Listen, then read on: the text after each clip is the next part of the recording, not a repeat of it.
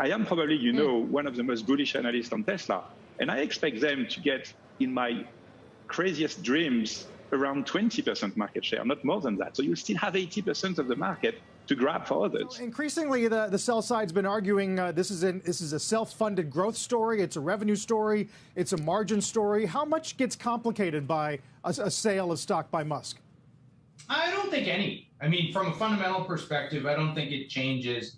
If anything, I think through this strategy, if we can call it that, Musk has taken off the narrative that would have been purported of something wrong in Tesla that's causing him to, exercise those options. So, hello everyone, my name is Kaseem. Welcome to the channel. So in today's video, we are going to look at some of the analysts on Tesla. We are going to look at what they are saying. Those are the people that are professionals about the company. We're going to look on CNBC. We're going to do a quick reaction to what they're saying. I feel like some of these analysts, they have some good points that I want to add some commentary on to share my thoughts on that with you guys on this video. So I hope you are going to enjoy. So let's get right into the video. So what we're going to do now is we are going to get into the video. This is a video from CNBC. It's Peter Ferragu. He's a good analyst on Tesla. You understand how the company works, what the company is up to. So let's get into the video here, so we can, see what Wall Street has to say about Tesla. Because what you're listening to, when you're listening to me, you're listening to Main Street. You're just listening to one person. But let's see what other good analysts have to say about Tesla. I think you say with Tesla, they're in a league of their own. What does that mean? Yeah, so that means Tesla started producing Mind you, you notice we have the same headset. That's so cool. So high volume passenger cars, electric passenger cars in 2012. Look at his price target. Tesla recently hit that price target and came back down. I think we're sub 1,000 right now. But I believe that price target is going to go past it by December or January. That's my belief on it, on that price target. And we're still, entering into 2022 without anyone, really getting to a similar point. So they are about like 10 years ahead of the rest of the industry. He's talking about Tesla, that Tesla is 10 years ahead of the industry. And I completely agree with him on that one. Nobody has the ability to be able to compete with Tesla at this moment. Even the current big guys like Ford and all these people, they are doing completely two different things. Tesla sells EV, they sell gas car. It's completely two different things. And what that's turned into is economics that have nothing to do with the economics of the traditional car manufacturing business we've known about for decades. Facts. Have gross margins that are about at 30% gross margin, which is facts. They just started. Tesla just hit their first 1 million cars, and mind you, the average vehicle production for most, car manufacturers and they literally just hit their first 1 million car ever. And these Tesla vehicles, these are completely different vehicles as well. Stay tuned for some of these Tesla videos that I have for you guys. Like more or less double the average profitability of the industry. They are selling cars that you have to wait for between 6 weeks and actually 6 months. They are meeting a demand that is way, way above what they can line up in terms of production. Mm-hmm. That's the thing that puts them in a league of their own, where that's a fate that is very different from what we've known about car manufacturing in the last decade. Exactly. And so that leads you to believe, even at this level and with the amazing run in the stock of late, that it is what? That it is cheap based on the estimates you see for the company in the out years? Yeah, let me take your question this way. I just noticed this morning, Tesla is exactly valued the addition of the market cap of all other car manufacturers in the world. And so you could think, well, nah, that's too high. But I actually think it's way too low. Tesla should be worth several times other car manufacturers. Keep telling you guys, telling you guys, because Tesla is not just a car manufacturer. It's like the car, it's iPhones on wheels. It's like mobile phones on wheels.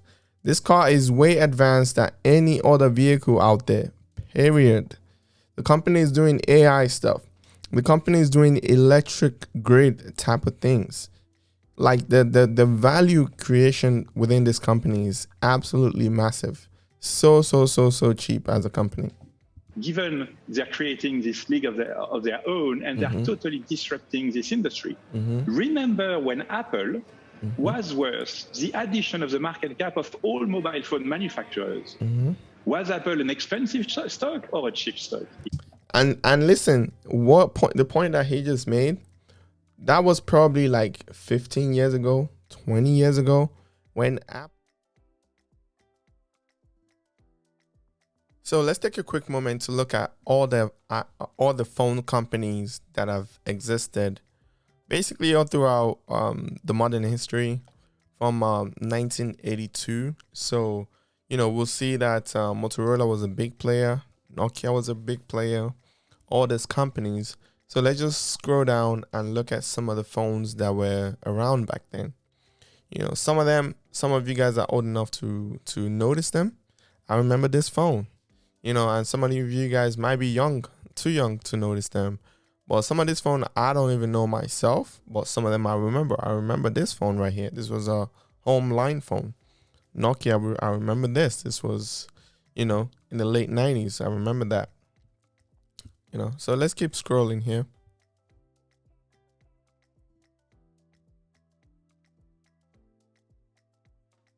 I remember this phone. I remember this BlackBerry. Oh God. Oh Lord. I remember this phone right here. I used to have one of this. Oh man. So there you go. Those are the history of some of the phones that we have so far. So now remember, all these companies, they basically don't make phones anymore. They all don't make phones anymore. Their value is now with Apple, it's with Samsung, it's with Google. Keep that in mind. This is exactly what's going to happen with cars. Let's get back into the video. When Apple, the value of Apple got as high as like the value of all the mobile phone maker at the time. You're talking, you know, you're talking Samsung at the time. You're talking Nokia.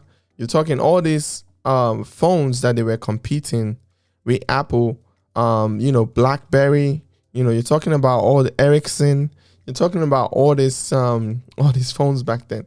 Like, where are these phone companies? You know, that's what is going to happen to a lot of car companies. Like, it's going to be crazy how much it's just going to fall off the face of, you know, business. It was a cheap stock. A league of their own. You know, it may be their own now, Pierre, but I certainly can hear the voices out there, people watching, saying, but what about all the other car manufacturers that are making great inroads in terms of developing their own EV fleets that will pose a significant competitive threat to Tesla? He should point that question to the CEO of Hertz. He should point that question to the current CEO of Hertz that purchased 100,000 vehicles, 100,000 Teslas, not even Ford Mark E. And the guy used to be ex-CEO of Ford. He didn't buy Ford Mark E. He bought 100,000 Teslas. Different. They should place that question to the CEO of Hertz, not this guy. Yeah, absolutely. I think you're completely right. Tesla is on a league of their own, Yes. but they are not going to play by themselves. They are going to be in a very competitive market. So you see two things happening. Traditional car manufacturers are taking the turn. It's very challenging. It's very difficult. You need to totally reinvent yourself. You suffer from a lot of legacy. You have so many things you do the old way that you need to change to be competitive. Sure. So they are going to be competing with Tesla, but they are not going to be in the same league. They are not going to be as cost efficient. they are not going to meet as much demand. So they are going to compete, but not on the same league. And then you have new players getting into the market. You know that we are talking a lot about Rivian this week for some obvious reasons. These players are coming up with very interesting products, very interesting positioning, and they are all trying to get to play into the market. But they are coming in about 10 years behind Tesla. So they are not going to be in the same league, but they are going to play in the market. Sure. You know, again, I always bring the iPhone comparison to Tesla. You know, there's a lot of mobile phones makers out there, even up to today. There is a lot of them. But Apple is on their own league. Samsung is on their own league. And then there's everybody else. All over the world. There's Apple, there's Samsung. You know, there's Google, you know, but, you know, they're not as big, but, you know, they do have users. There's a bunch, there's Amazon, you know, but Apple and Samsung, they are in their own league. Right now, when it comes to this EV business, Tesla is the number one. And everybody is just trying to be the number two. The number two hasn't really, we haven't seen any number two yet when it comes to EV car companies. Lucid could potentially be one, but we'll see. You know, Lucid, we'll see. We'll see how it goes. Rivian could potentially be one, but they went public. The stock price is too high right now. They worth like 10, 20 times what Tesla used to be worth when, you know, Tesla delivered way more vehicles than them. So Tesla is really on their own league, period. You know, when it comes to this EV business, Tesla is on their own league and everybody is just paying rent to Tesla. I am probably, you know, one of the most bullish analysts on Tesla. And I expect them to get, in my craziest dreams, around 20% market share, not more than that. So you still have 80% of the market to grab for others. So a lot of good points there from Pierre Ferragu. I think he's a really, really good analyst. You know, I personally don't follow all of his investments, but on this Tesla, I agree with him. I think Elon and Tesla, in terms of the things that they have planned, they are completely in a league of their own. Like some of the examples that I brought up, you know, when Apple used to be small, there were a lot of phone companies. You know, there's Samsung, there's so many other phone companies, but Apple prevailed because they had their own strategy. Their product was way better, and they basically integrated everything in-house so they could control all the process. You know, like for example, regular car companies now like Ford and GM, those people, they've outsourced like everything. They basically just order from so many people, slap everything together and put their name on it. But that's not how Tesla is working. That's not how Tesla works. You know, so, you know, Pierre here, his price target is over 1,200. I believe it's going to be way higher than that within the next 12 months. 18 to like 2,500 is what my target is. That will put Tesla to be like what? Maybe close to $2 trillion. I've been saying that Tesla is going to be a multi-trillion dollar company on this channel for a while now. And I still stand by that. I don't know how many trillions the company is going to accomplish, but it's going to get there at some point. So that is that. So what we're going to do now is we are going to watch another analyst, because this is going to be like 3 videos where I react. It's going to be 3 analysts where I react to all of them and my point of view to all of them. So let's get to the second one right now. So what we're going to do now is we are going to get into the next reaction video. Let's hear what the analysts have to say, and I'll add my own commentary to it, you know, as I believe I need to. Good morning. Good to see you. Hey, good morning. Good to see you as well. So increasingly, the sell side's been arguing this is a self-funded growth story. It's a revenue story. It's a margin story. How much gets complicated by a sale of stock by Musk? I don't think any. I mean, from a fundamental perspective, I don't think it changes.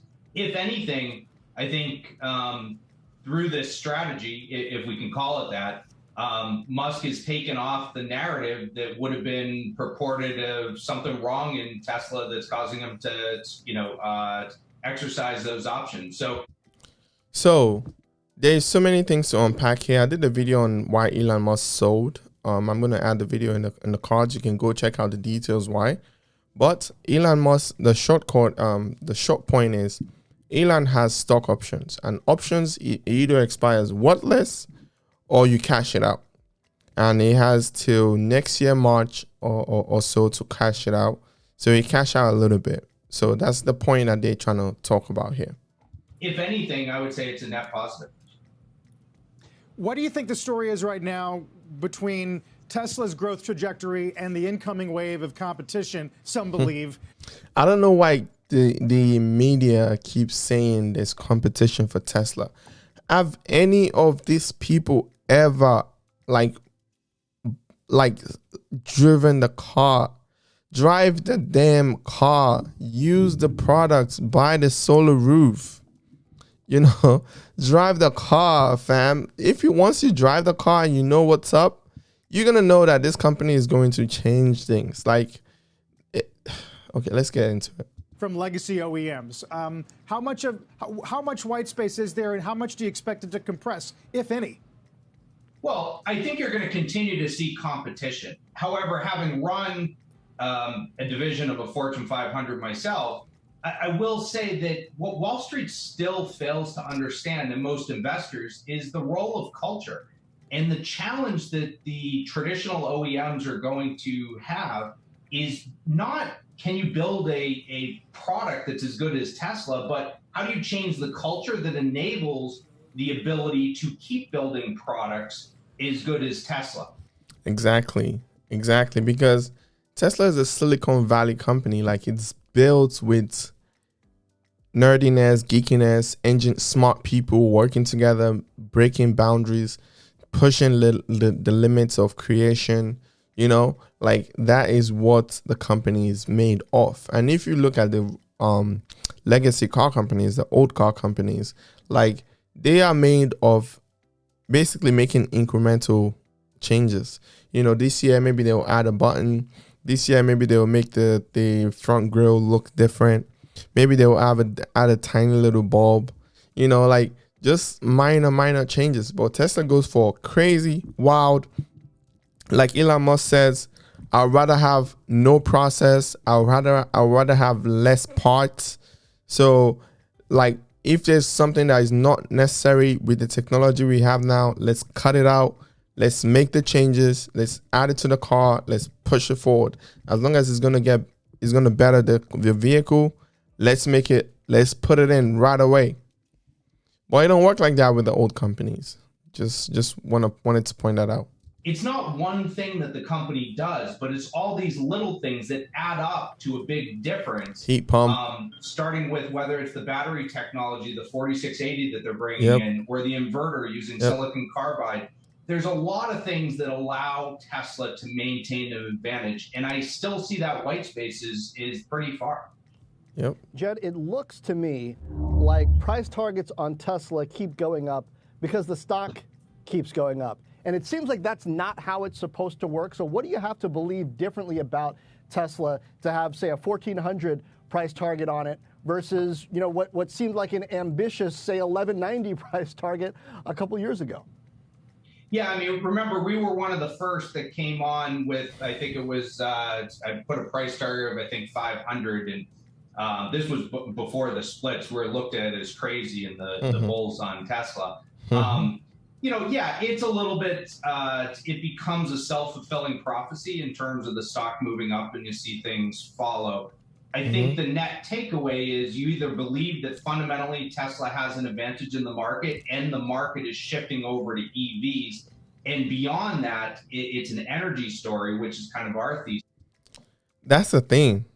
The energy part of Tesla is not even, it hasn't even matured. Not like up to the point where the car is.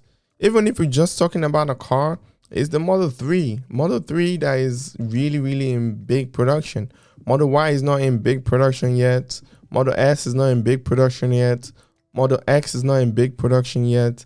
So like there's a lot of good stuff still in place, you know, for Tesla right now. Like that is the biggest company that there is right now, and there will be for a while, you know, in my mind. So that's why I keep investing the amount of money that I keep investing into the stock. Check out some of the videos that I just recently did, sharing with you what my portfolio looks like. So check those out. And if you look at it that way, I think there's still room on this one. Mm-hmm. Hey, finally, Jed, on chip shortages and supply crunch, so there was some work last week done on October global sales inching up just enough to make some argue that maybe autos would be the first industry to recover, not fully, but at least directionally start improving on supply. You agree with that?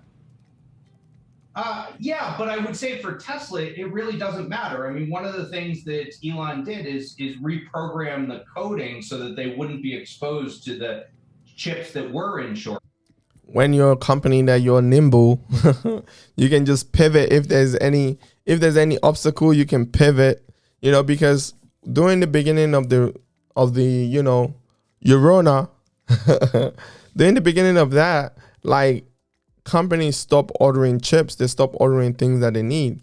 But Tesla kept on going, like give me all the chips you can give me everything. The ones that they couldn't get, the ones that they need, they bought different ones and they readjust their system to make sure it works with that one. You know, that's the company you're playing with here with Tesla. Like, this is a great company, a generational company.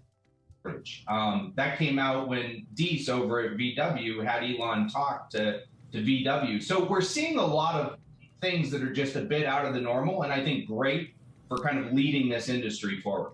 Sure. So yeah, I hope you get some of the points that he just mentioned. He talked about so many things. You know, go back and watch it if you really didn't capture it. Of course, I always leave all the links to this CNBC program. If you want to watch everything, it's below. It's under the research and topic tab. So go under there. You have all the videos there. So go check it out. I urge you to go check it out, because some of these analysts, like they make predictions, and other institutions invest based on that. So, you know, like some of these analysts, I agree with them, and some I do not. Like I said, like in the previous ones. So I hope you like what I do here. If you like this kind of format, let me know. I'll do more of it. I'm trying to try out different type of Tesla content that I can bring to you guys. So that way, you know, you understand Tesla from a different point of view. You know, like I always say, it's like a full-time job keeping up with what this company is up to, you know. But I'm happy to take that job and, you know, use that to create content and bring it to you guys. So yeah, thank you very much. I hope you enjoyed this video. If you do, consider subscribing to the channel. Like this video, it helps me out. It helps push my content to other people that might be interested in stuff like this. So thank you very much for subscribing, giving the video a like. I appreciate you. It helps me out a lot. Thank you very much. Until next time, see you later. Love you all. Bye.